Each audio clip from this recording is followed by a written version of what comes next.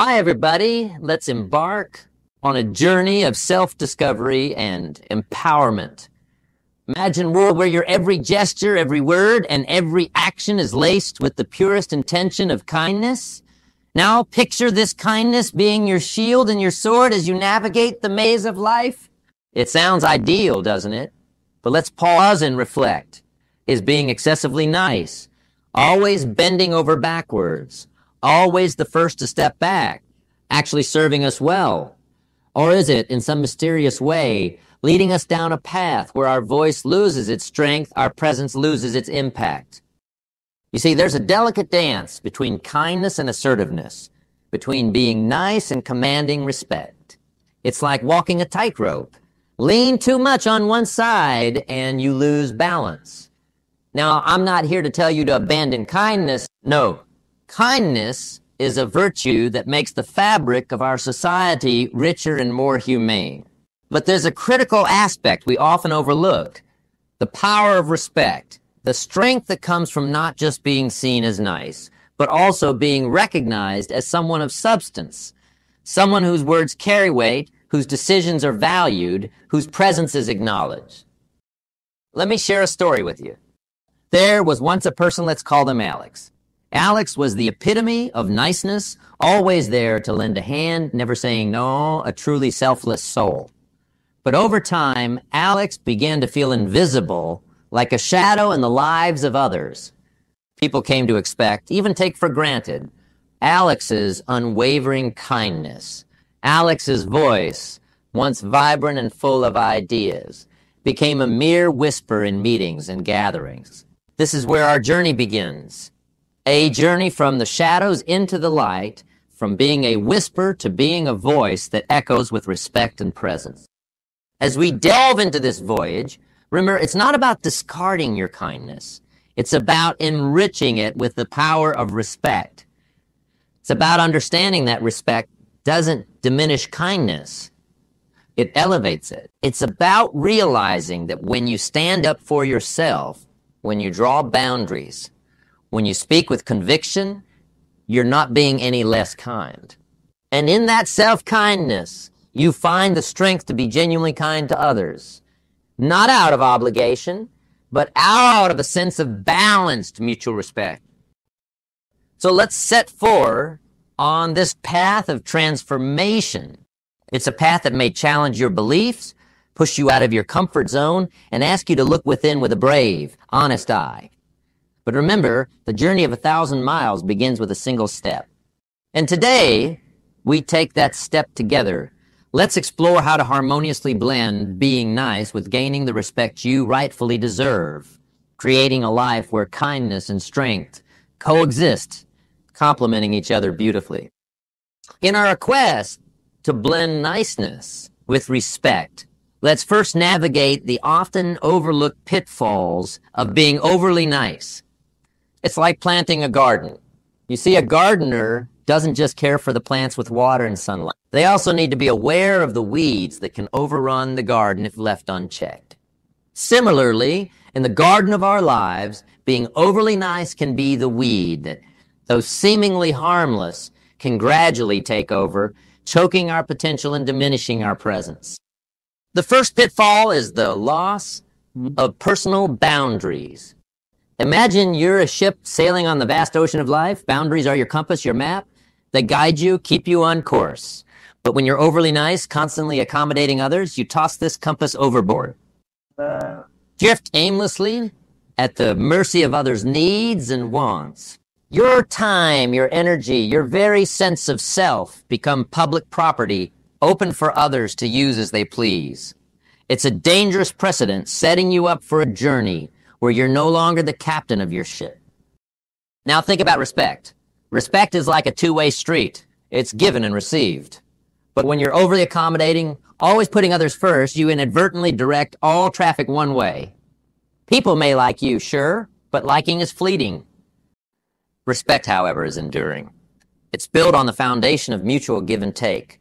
When you're always giving and never setting terms, you're essentially putting up a sign that says, my needs, my values, my time aren't important. And unfortunately, people tend to take these signs at face value. Moreover, being overly nice can lead to a loss of authenticity. There's a saying, be yourself. Everyone else is already taken. But when you're overly nice, you're not being yourself. You're playing a role wearing a mask. And what happens when you wear a mask for too long? You forget the face beneath it. Your true thoughts, feelings, and desires get buried under layers of agreeableness. And in this burial, you lose the essence of what makes you.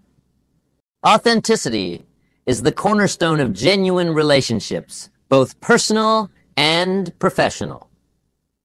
Without it, relationships are built on shaky ground, vulnerable to the slightest tremor of conflict or disagreement. Let's not forget the impact on self-esteem and confidence. Continually bending to others' will, always being the I.E.'s person, eats away at your self-esteem. It's like a slow leak in a tire. You might not notice it at first, but gradually the tire deflates, and you find yourself stranded on the roadside, unable to move forward. Your opinions start to feel less important, your decisions less confident. You become a spectator in your own life, watching as others take the lead. This erosion of self-esteem is subtle, but its effects are profound.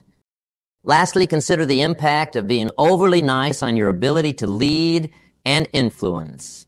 Leadership is about vision, direction, and the courage to make tough decisions. It requires a spine of steel, not a backbone of straw. When you're overly nice, always agreeing, never rocking the boat, you lose the respect that's essential for leadership. People follow those who stand for something, who have clear boundaries and a strong sense of self. They seek leaders who can say, now with as much conviction as they say, yeah. As we journey further, let's delve into the heart of our quest, understanding respect. Respect is like the sun in our lives. It illuminates our path, warms our existence, and gives us the energy to grow. But to bask in its glow, we must first comprehend its true nature. Respect is often mistaken as a mere response to authority or power. But in its purest form, respect is about recognition of a person's worth, their values, their boundaries, and their uniqueness. It's a silent nod to someone's inherent dignity, irrespective of their status or position. When we talk about gaining respect, it's not about instilling fear or demanding obedience. It's about earning this recognition through our actions, our words, and most importantly, our authenticity. Consider the respect you have for a mountain standing tall, unshaken by the elements. This respect comes not from the mountain demanding it, but from its sheer presence, its unwavering stance. Similarly, when you stand firm in your beliefs, when you are true to your values, and when you honor your commitments, you become like the mountain. You command respect not by force, but through the quiet power of your presence. In the realm of personal and professional relationships, respect is the currency that enriches interactions. It's about listening as much as it's about being heard. It's about valuing others' perspectives, even when they differ from your own. This kind of respect fosters an environment of trust and openness, where ideas can flourish and collaborations can thrive. Remember, a tree doesn't grow tall in isolation.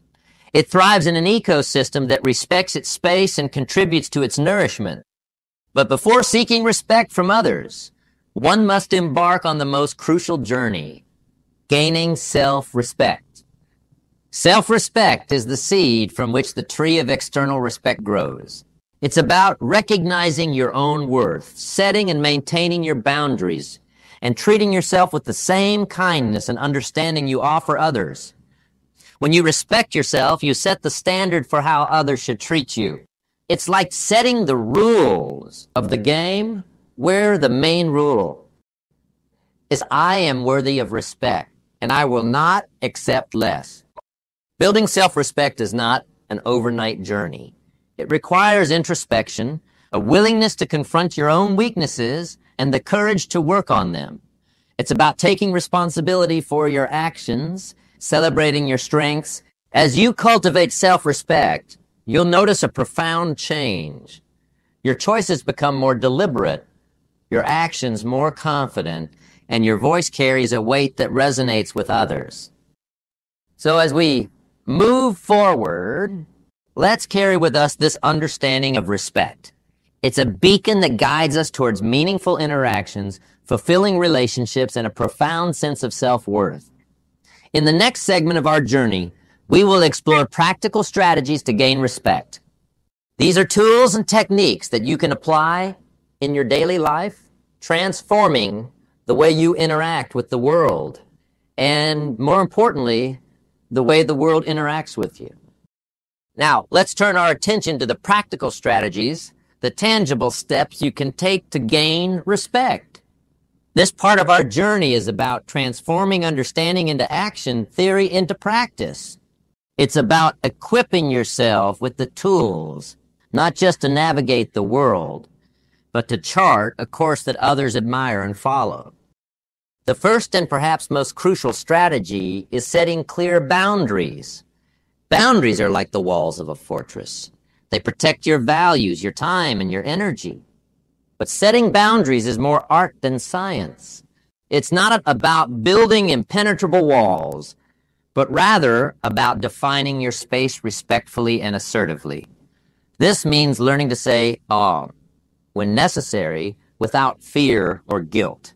It's about communicating your limits clearly and calmly and standing firm in them, even when challenged. Remember, every time you uphold your boundaries, you send a message that says, I respect myself and I expect the same from you.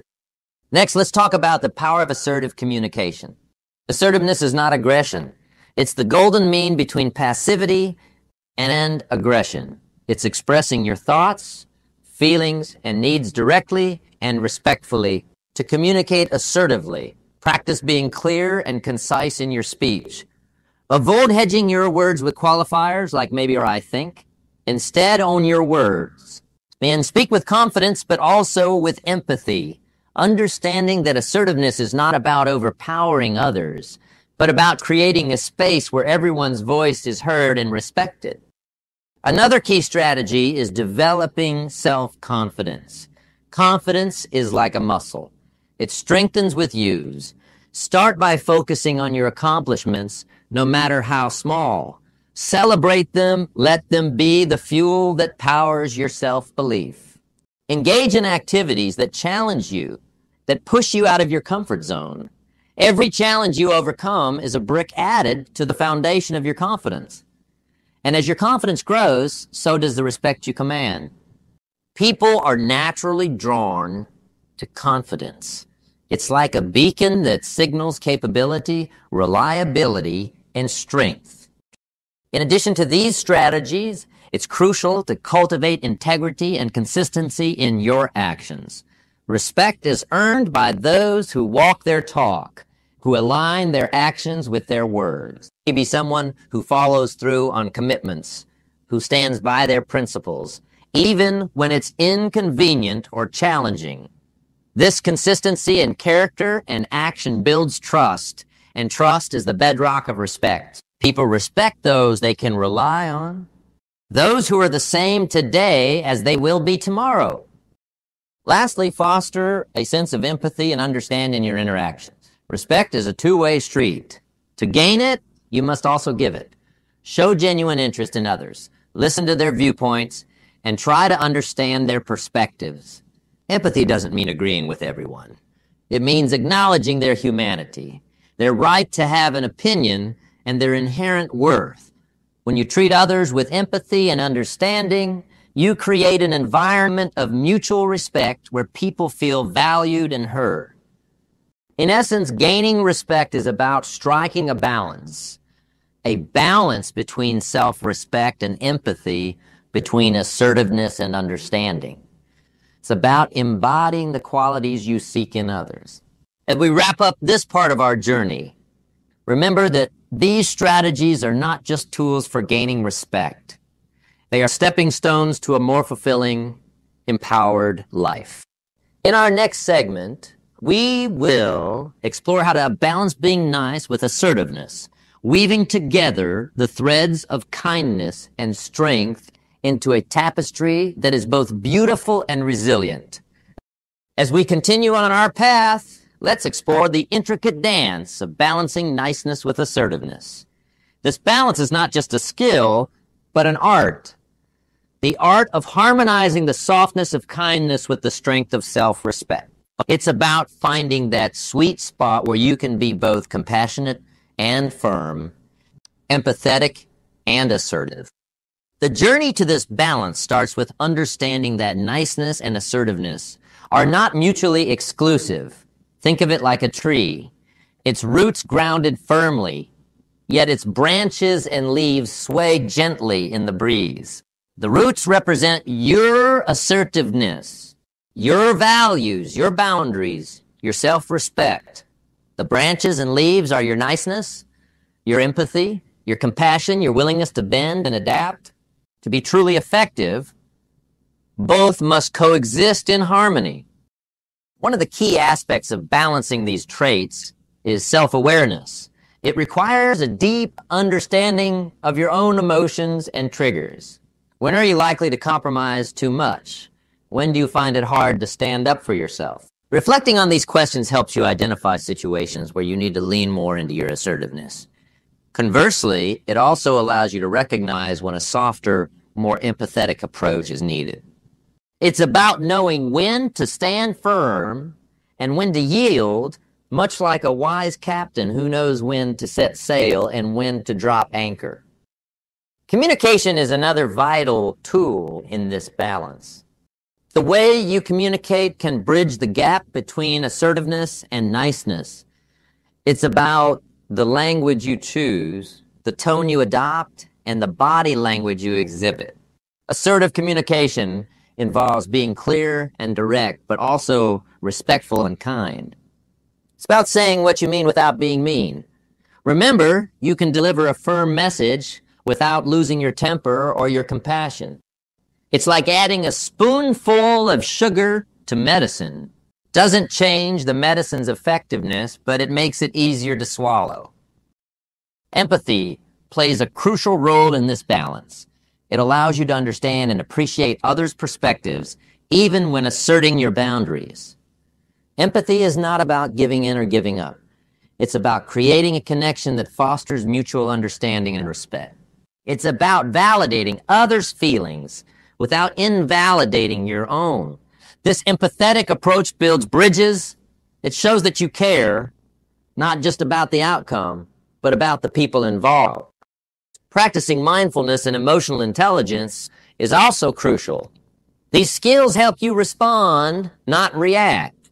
In situations where your niceness is taken for granted or your assertiveness is mistaken for aggression, mindfulness helps you remain calm and focused.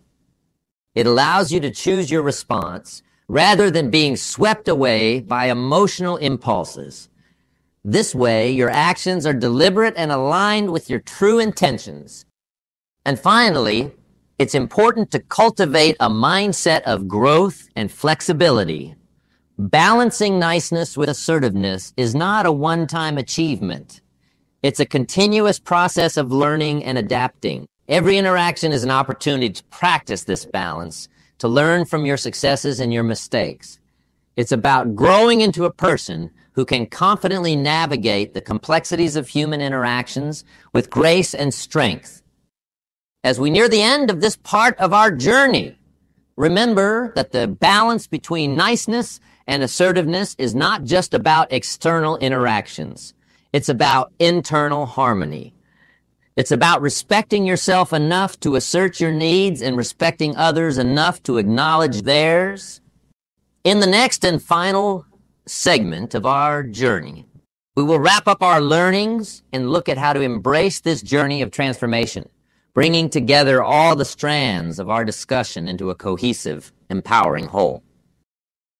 As we draw our journey to a close, let's take a moment to reflect on the path we've traversed.